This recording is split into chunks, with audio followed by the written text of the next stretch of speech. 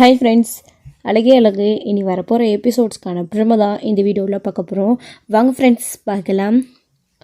கோமதி, மீனா, ராஜி இவங்க பண்ணுற எதுவுமே நம்ம தங்கராஜுக்கு பிடிக்கவே இல்லை.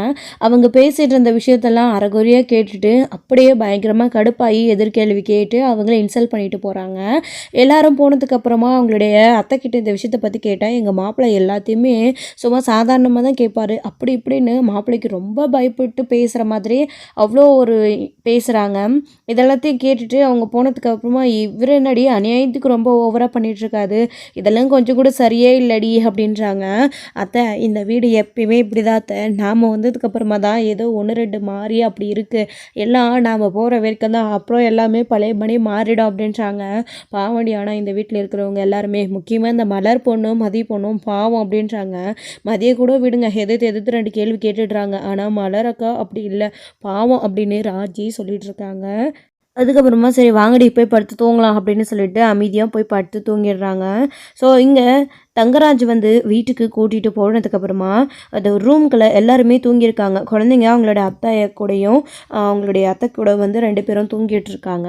வீட்டுக்கு போன உடனே இவர் தூங்கும்போது ரேவதி நிற்க வச்சு அந்த கேள்வி கேட்குறாரு, என்னடி நீ அந்த அம்மாவே கொஞ்சம் கூட சரியில்லாமல் நம்ம ஊர் வழக்கம் என்ன, நம்ம வீட்டில் எல்லோரும் எப்படி நடந்துப்போம் அப்படின்னு தெரியாமல் அவங்க தான் வெளியூர்லேருந்து வந்தவங்க உட்காந்து அரட்டை அடிச்சிட்டு இருக்காங்க, பேசிகிட்டு இருக்காங்க, ஆம்பளை பற்றி தப்பாக பேசுகிறீங்க, ஆனால் நீ அது எல்லாத்தையும் உட்காந்து கூட்டு சேர்ந்துக்கிட்டு கக்கபொக்குன்னு சிச்சிட்டா இருக்க அப்படின்றாங்க. ஏங்க அதெல்லாம் ஒன்றும் இல்லைங்க, நான் அமைதியாக தானே இருந்தேன் அப்படின்றாங்க.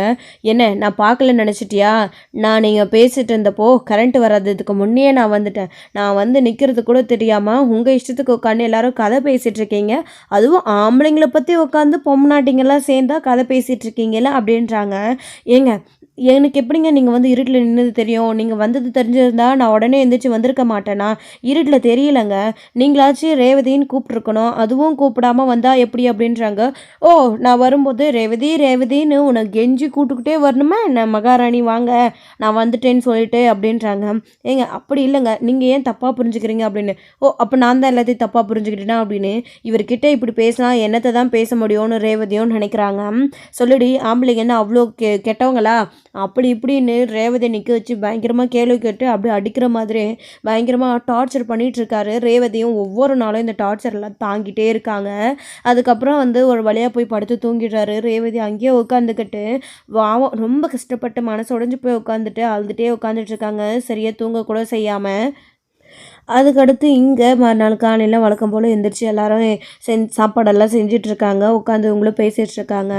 அப்புறம் அவங்களுடைய அத்தையும் மாமாவும் உட்காந்து காஃபி கொடுத்ததுக்கப்புறமா அதை குடிச்சிக்கிட்டு உட்காந்துக்கிட்டு, ஏங்க இந்த பொம்பளை வந்ததுக்கப்புறமா வீடே மாறி போச்சுங்க, இது நம்ம வீடானே தெரியல, மாப்பிள்ளைய வேறு இந்த அம்மா அப்பப்போ டென்ஷன் பண்ணிகிட்டே இருக்குது, என்ன பண்ணுறதுனே தெரியலங்க அப்படின்றாங்க. அவங்களுடைய மனைவி இருந்துக்கிட்டு, என்ன பண்ணுறது, எல்லாம் கொஞ்ச நாளைக்கு வீட்டுக்கு வந்திருக்கிறவங்க விருந்தாளியாக எதுவும் சொல்லக்கூடாதுன்னு அமைதியாக இருக்கோம், என்ன பண்ணுறது, ஏதாச்சும் சொல்லிட்டா பிரச்சனை ஆகிடுமே, எல்லாம் எவ்வளோ நாளைக்கு போகிற வரைக்கும் தானே, அப்புறம் எல்லாருக்கும் பார்த்துக்கலாம், எல்லாருக்கும் இந்த அம்மா வந்ததுனால துளிர் விட்டு போச்சு அப்படின்றாங்க.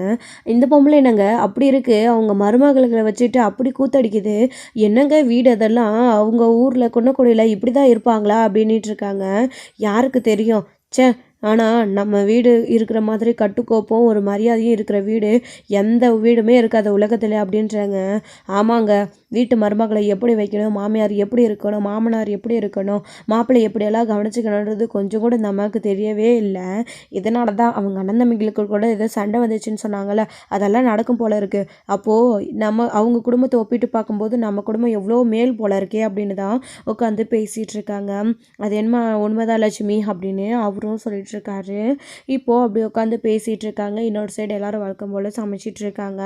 சமைக்கும்போது அதே மாதிரி தான், சே எல்லாரையும் கூட்டு சேர்த்துக்குது இந்த பொம்பளை கெடுக்குது அப்படின்னு தான் பேசிகிட்டே உட்காந்துட்டு இருக்காங்க.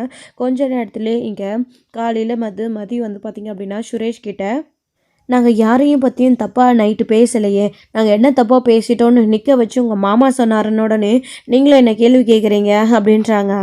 இல்லை, நான் கேட்ட கேள்விக்கு ஏதாச்சும் உன்னால் பதில் சொல்ல முடிஞ்சிச்சா, அப்போ மாமா கேட்டது சரிதானே, எல்லா விஷயமும் எல்லாருக்கும் தெரியாது, ஒருத்தருக்கு தெரிஞ்சது ஒருத்தருக்கு தெரியாமல் தான் இருக்கும், பொம்பளைங்களுக்கு தெரிஞ்சது அதே நான் ஆம்பளைங்களுக்கு தெரியாதுன்னு அவ்வளோ இலக்காரமாக பேசுகிறீங்க, அதான் மாமாவுக்கு கோவம் வந்துடுச்சு அப்படின்னு. சரி, உங்கள் மாமாவுக்கு கோவம் வந்துச்சு, உங்கள் மாமா அப்படி தான் கேட்டார், நீங்கள் எதுக்கு கேட்டீங்க அப்படின்றாங்க. என்னது இது என் மாமா கேட்க சொல்லப்போ நான் எப்படி அமைதியாக இருக்க முடியும் அப்படின்னு. இங்கே பாருங்கள், நீங்கள் பண்ணது தப்பு தான், அவர் பண்ணதே பெரிய தப்பு தான். அந்த இடத்துல நான் அவங்கள அப்படி பேசியிருக்கக்கூடாது, நீங்கள் இப்படி சொல்லக்கூடாதுன்னு சொன்னால் அதை வச்சு ஒரு பெரிய பஞ்சாயத்தே உருவாக்குவீங்க. உங்கள் வீட்டு மாப்பிள்ளையை அசிங்கப்படுத்திட்டேன், அவமானப்படுத்திட்டேன்னு பெரிய பஞ்சாயத்து கூட்டுவீங்க. எதுக்குன்னு தான் நான் சைலண்ட்டாக இருந்தேன். நீங்கள் கேட்ட கேள்விக்கு எல்லாத்துக்குமே எனக்கு பதில் தெரியும் அப்படின்னு மதி சொல்கிறாங்க. பதில் தெரிஞ்சு ஏன் நீ சொல்லலை அப்படின்றாங்க. பதில் சொல்லியிருந்தா யாரோடைய மூக்கு அங்கே உடஞ்சிருக்கோம் அப்படின்னு கேட்குறாங்க. சுரேஷ் அமைதியாக நிற்கிறாரு. நீங்கள் தான் அசிங்கப்பட்டு போய் நின்றுருப்பீங்க, நீங்கள் 2 பேரும் தான். ஆம்பளைங்களுக்கு தான் இது அசிங்கமாகவும் கௌரவ குறைச்சலாகவும் இருக்கும். ஏன் ஆம்பளைங்களுக்கு தெரிஞ்ச எதுவும் பெண்களுக்கும் தெரியாதுன்னா? எல்லாருக்கும் தெரியாததுன்னு தான் உண்மை. எங்களுக்கு வேணால் தெரியாமல் இருக்கலாம், ஆனால் இன்னும் இருக்கிறவங்களுக்கு தெரியும்ல, நல்லா படிச்சிடவங்களுக்கு தெரியும்ல. நீங்கள் எல்லாரும் எங்களை எங்கே படிக்க விட்டீங்க? நீங்கள் படித்ததுலேருந்து படித்த கேள்வி கேட்குறீங்க. வீட்டில் சமையல் கட்டில் அடக்கி வச்சுருக்கிற பொம்பளைங்களை இந்த கேள்வியெல்லாம் கேட்டால் எப்படி சொல்ல முடியும்? அதே மாதிரி தான் கோமதி அம்மா ராத்திரி கேட்டாங்கல்ல, கிச்சனில் என்ன எப்படி செய்யணும், சாப்பாடு எப்படி செய்யணும்னு. இப்போது கிச்சனில் அடுக்கி வச்சுருக்கிறவங்க பொம்பளைங்களோட விஷயத்தை பற்றி கேட்டால் ஆம்பளைங்க படிச்சுவங்க நீங்கள் சொல்ல முடியுமா? இதுதான் 2த்துக்கும் வித்தியாசம். இதை புரிஞ்சுக்கிட்டா வாழ்க்கை சந்தோஷமாக இருக்கும். இந்த பாகுபாடு, இந்த கேள்வி, இந்த வகுர எரிச்சல், இந்த தெனாவெட்டு இது எதுவுமே ஆம்பளைங்களுக்கு வராது.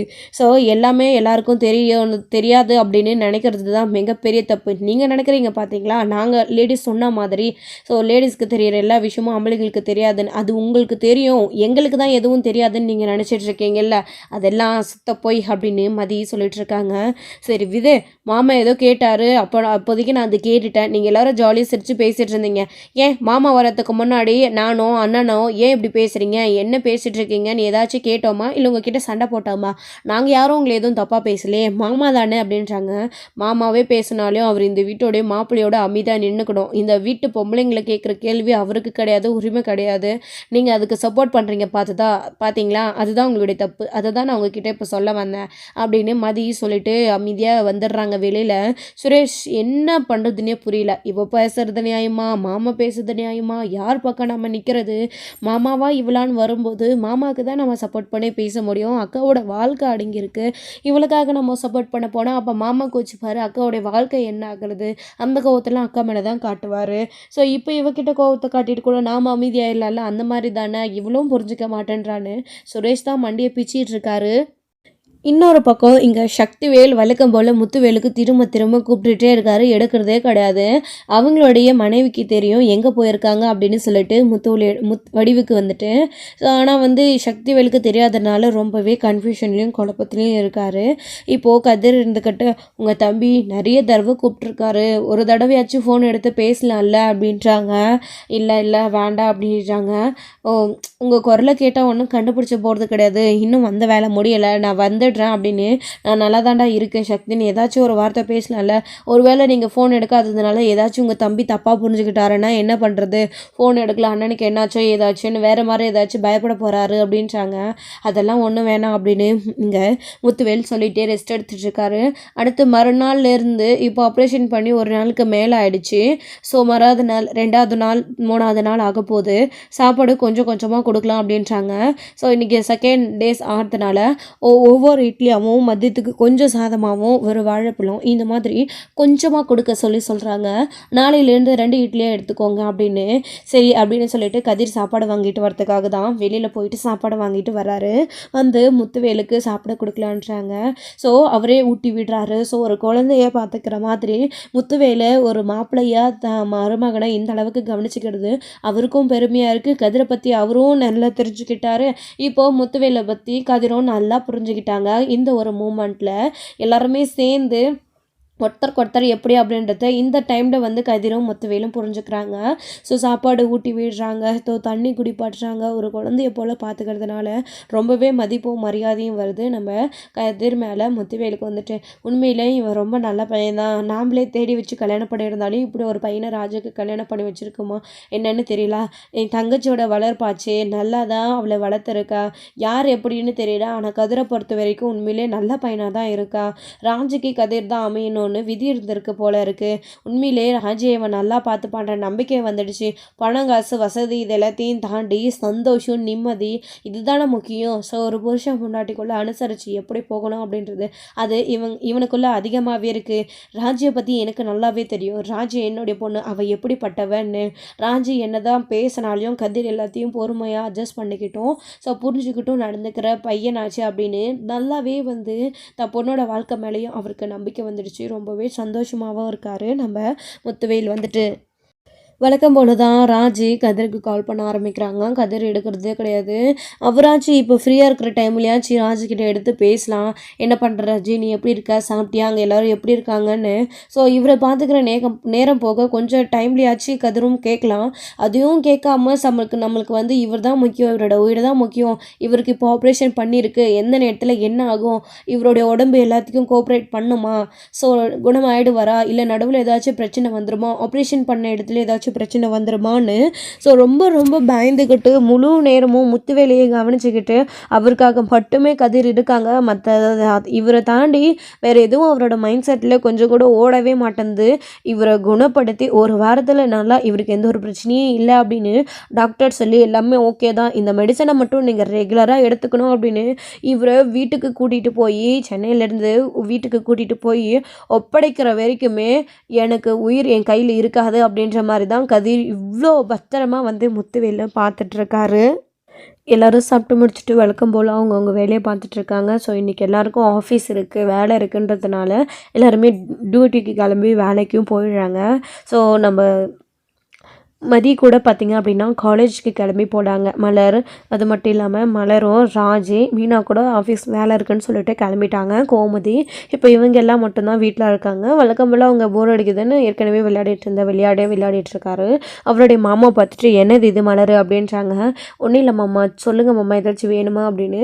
இவங்க விளையாடிட்டு இருக்கிறது பிடிக்காம இந்த பொம்பளை என்ன இப்படி பண்ணிகிட்ருக்கேன் நடு வீட்டில் எல்லாரையும் கூப்பிட்டு வச்சுட்டு, இது கொடுத்து நான் பண்ணுற வீடா இல்லை வேறு எதனாவா அப்படின்னு சொல்லிட்டு ஆம்பளைங்கெல்லாம் வெளியில் போய் எவ்வளோ கஷ்டப்பட்டுட்டு வராங்க. ஆனால் இவங்க இங்கே வீட்டில் சோறு ஆக்கி போட்டுட்டு உட்காந்துக்கிட்டு இப்படி அரட்டை அடிச்சிட்டு கதை பேசிகிட்டு இருக்காங்களேன்ற மாதிரி தான் அவர் நினச்சிக்கிட்டு மனசுக்குள்ள மலரை வந்து வேலை வாங்கிட்டு இருக்காங்க. ரொம்பவே கஷ்டமாக இருக்குது. கோமதியும் அது ஒரு சில வார்த்தைகள் இதுக்கப்புறமும் நம்மளை எதுவும் அவங்க திட்டமாட்டாங்கன்ற நம்பிக்கையில் கோமதியும் ஒரு சில வார்த்தைகள் இப்போவும் மதிக்காக, அதாவது மலருக்காக சப்போர்ட் பண்ணி எதிர்த்து பேச தான் செய்கிறாங்க. அவங்களோட அத்தையும் மாமாவும் வாயை மூடிட்டு அமைதியாக போயிடுறாங்க. எதுவுமே பேச முடியதில்லை. ஏன் லட்சுமியவே வேலை வாங்குற அளவுக்கு கோமதி ஆயிட்டாங்க. விட்டால் நீங்கள் சமைச்சு போடுங்களே, நாங்கள் சாப்பிட்றோம் அப்படின்னு வக்கனையாக வாய்க்கு ருசியாக சாப்பிட்டா மட்டும் போதாது, அதை சமைக்கணும். சமைக்கிறவங்க எவ்வளோ கஷ்டப்பட்டு சமைப்பாங்கன்றதையும் யோசிக்கணும். சாப்பிட்றீங்கல்ல, பாராட்டுறீங்கல்ல, அதை எவ்வளோ கஷ்டப்பட்டு அவங்க செய்வாங்கன்றதை யோசிச்சு கூட பார்க்காம அவங்கள அடுத்தடுத்து வேலையே வாங்கிட்டு இருந்தால் அவங்களுக்கு கஷ்டமாக தானே இருக்கும். தங்கராஜுக்கு நைட்டு கோமதி சமைச்ச சாப்பாடு அவ்வளோ பிடிச்சிருந்துச்சு. அந்த சாப்பிட்ட வாயில் வச்சாலே அந்த சாப்பாடு அப்படியே கரைஞ்சிச்சு. அவ்வளோ மெய் மருந்து அந்த சாப்பாடை சாப்பிட்டாரு. ஆனாலையும் நைட்டு அதே திரும்பவும் கோமதி எல்லாரும் உட்காந்து பேசிட்டு இருந்தப்போ அதே கோமதியை தான் இன்சல்ட் பண்ணிட்டு போனார் தங்கராஜ்.